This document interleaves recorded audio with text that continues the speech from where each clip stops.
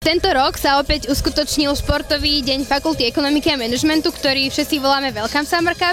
Welcome Summer Cup je podujatie, ktoré aktívni študenti pripravujú v spolupráci s vedením Fakulty ekonomiky a manažmentu s takou víziou tvorby študentskej kultúry, ktorá by zotierala hranice medzi učiteľmi a študentmi. To znamená, že veľmi radi by sme dosiahli, aby na našej fakulte panovala priateľská atmosféra. No práve preto vznikol Welcome Summer Cup.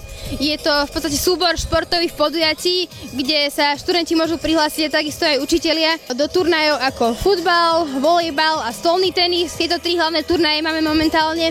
No a potom ešte prebieha celý deň aj iný sprievodný program, aby sa aj fanúšikovia nenudili. Kde sme tu napríklad mali naozaj zaujímavé čísla, mali sme tu vzdušnú akrobáciu na kruhoch, kapoeiristov, mali sme tu karate, ďalej sme tu mali zaujímavú vec, ako je, že bublinkový futbal.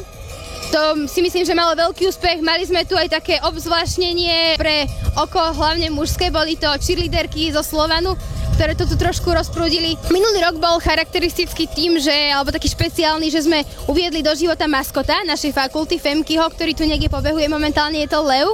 No a tento rok sme opäť pripravili ďalšie prekvapenie. Vytvorili sme pre našu fakultu mikiny takého amerického štýlu, také, ktoré si študenti normálne kupujú v obchodných domoch pod inými značkami.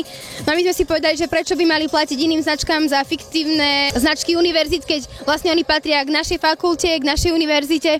Takže si teraz po tomto turnaji majú šancu zakúpiť naozaj fashion mikiny. Celý deň sa ukončil exibičnými zápasmi, kde sa učitelia postavili proti najlepším študentom a takisto vo futbale sme to trošku obzvláštnili. Bola tu kapela Jamestown, ktorá bola doplnená o skvelú hráčku mužstva Mufuza, o Dominiku Dadíkovú, ktorá celý deň vlastne aj spolumoderovala. Je to naša absolventka našej fakulty, momentálne veľmi úspešná, dotiahla to ďaleko až do celoslovenského rádia, kde ju všetci poznajú zo show Zoo. Naša fakulta ekonomiky a manažmentu má veľký záujem na tom, aby sa študenti a učitelia zbližovali, aby sa búrali bariéry, ktoré za tých 20 rokov vznikli úplne zbytočne.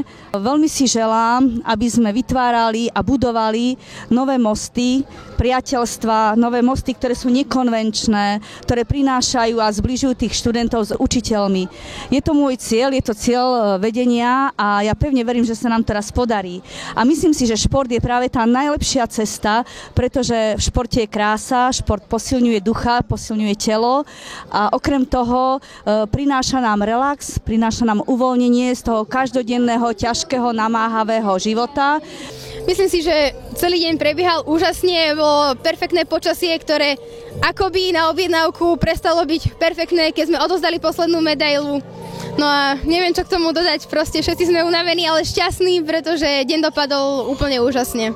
A pozývame vás aj na budúci rok.